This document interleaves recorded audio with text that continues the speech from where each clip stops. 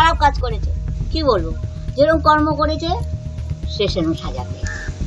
আমি যে আনবো, ও ভালো কাজ করে মরেনি, ও যেরকম করেছে ও মরে গেছে, আমার সে সুখ শান্তি নেই, আমি আনবো না।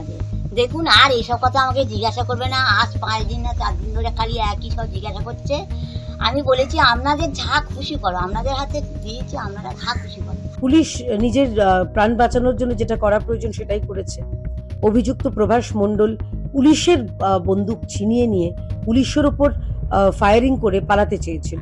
তাই পুলিশ নিজের প্রাণ বাঁচানোর জন্য যেটা প্রয়োজন, যেটা করা দরকার ছিল সেটাই করেছে। তাই তার মা যে কথাটি বলেছেন, মানে তিনি অন্তত এইটুকু বোঝা যাচ্ছে যে তিনি বাচ্চাটির জন্য বিচার চান। नाबालिका যে মৃতা नाबालिका, তার বিচারটা উনি চান। ममता बनर्जी लाश की राजनीति करती आई है, फिर से करेगी, लेकिन मैं उनसे पूछना चाहती हूँ, जब कस्बा में जो रेप हुआ था कॉलेज के अंदर छात्री के ऊपर, तब वो क्यों नहीं ऐसे कैंडल लाइट मार्च किया? जब हाशखाली की पीड़िता, वो भी नाबालिग थी, जब उनको रेप किया गया था पंचायत प्रधान के बेटे के द्वारा और वो मर गई, उनका जो बॉडी था रातों रात जलाया गया, तो ममता बनर्जी तब क्यों निकली नहीं थी? ममता बनर्जी सिलेक्टिव पॉलिटिक्स करती है, लाश की राजनीति करती है, लेकिन भारतीय जनता पार्टी की यह सरकार है जो राजनीति नहीं, जो आइन मतलब कानून का जो शासन है वो करेगी।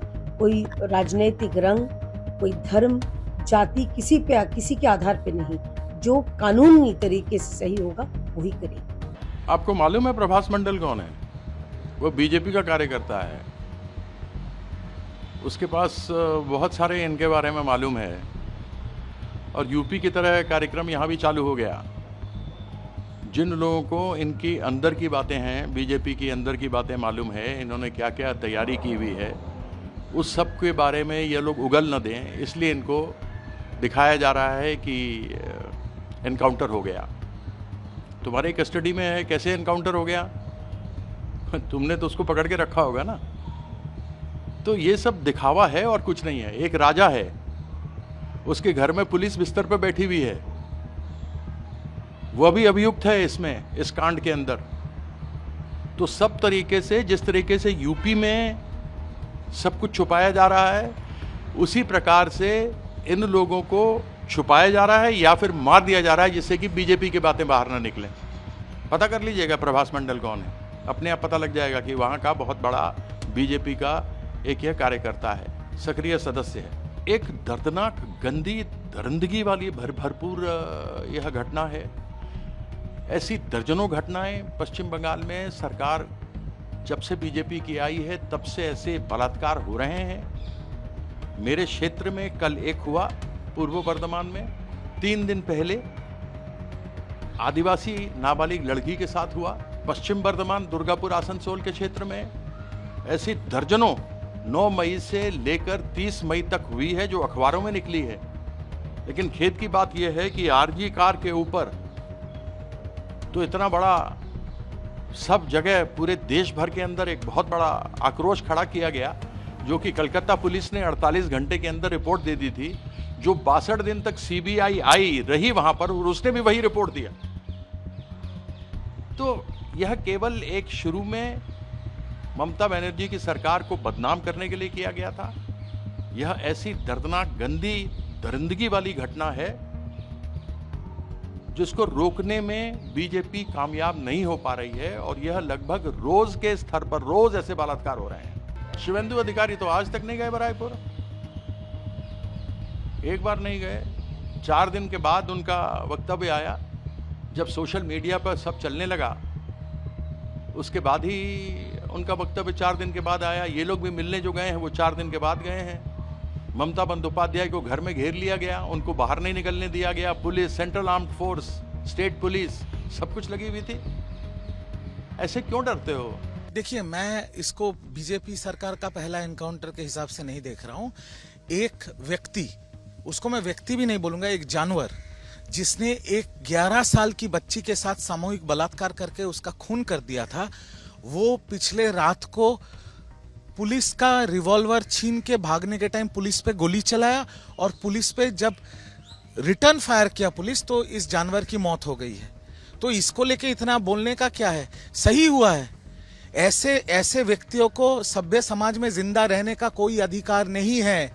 एक कलंक मिट गया है समाज से, बहुत अच्छा हुआ है। उल्टा ये जो जानवर प्रभास मंडल, इसकी खुद की माँ ने कहा है कि उसके जैसा काम किया उसका फल उसको मिला है, मैं उसका लास्ट का शक्ल भी नहीं देखना चाहता। उसकी बीवी बोल रही है मैं उसका शक्ल नहीं देखना चाहता, वो ऐसा ही दोषी आदमी है। और कुछ यहाँ पर विपक्ष के नेता हैं जिनका दिल भर उठा है, मतलब आंख से उनका पानी बंद नहीं हो रहा है एक ऐसे जानवर के लिए। मैं तो बोलता हूं कि ऐसे जो कांड करेगा उनके साथ ऐसा ही होना चाहिए, क्योंकि जब तक ये डर नहीं बैठेगा इनके दिल में तब तक बलात्कार और सामूहिक बलात्कार जैसे जघन्य अपराध खत्म नहीं होगा बंगाल से और भारत से। मैं सिर्फ इतना कहूंगा कि जो लोग इस एनकाउंटर का विरोधी बन रहे हैं या विरोधिता कर रहे हैं, क्या पुलिस का जान का कोई कीमत नहीं है? पुलिस पे कोई भी गुंडा, ऐसा कोई बलात्कारी पुलिस के ऊपर गोली चलाएगा तो पुलिस क्या करेगी? फूल फेंकेगी उनके ऊपर। तो एक जानवर जिसने बलात्कार करके एक बच्ची का हत्या किया है, वो पुलिस का रिवॉल्वर छीन के भाग रहा था, पुलिस के ऊपर गोली चला था, पुलिस ने गोली चलाई और इसकी मौत हो गई है। जो हुआ बहुत अच्छा हुआ, पाप समाप्त हुआ समाज से। देखिए, ममता बनर्जी विपक्ष के सबसे बड़े नेता हैं, वो विधायक हो ना हो, विपक्ष के सबसे बड़े नेता है ममता बनर्जी। हाईकोर्ट से उन्होंने परमिशन लिया है, वो आज एक जुलूस करेंगे। लोकतंत्र में हर विपक्ष पार्टी का जुलूस करने का अधिकार है, वो करें, इसमें कोई दिक्कत नहीं है। पर अगर इस जुलूस के बाद ममता दी ऐसे एनकाउंटर का समर्थन करेंगी तो ये दुर्भाग्य का विषय होगा। रेप होता है, कोई कंपैरिजन का बात नहीं है। हमारा सिर्फ दुर्भाग्य ये है कि बंगाल में और भारत में जब भी किसी का बलात्कार होता है या किसी बच्ची का सामूहिक बलात्कार होता है तो उसमें राजनीतिक जो पॉलिटिकल पार्टियां हैं वो अपनी रोटी सेकने लग जाते हैं।